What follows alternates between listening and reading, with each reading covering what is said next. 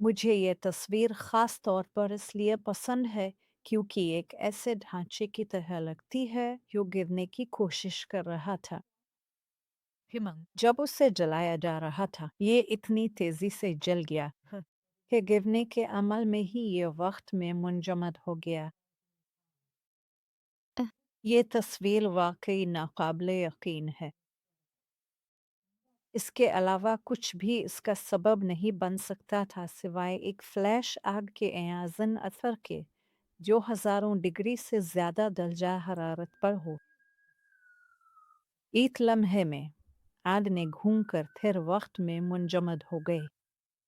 ये वाली तो बिल्कुल वाज़ेह है।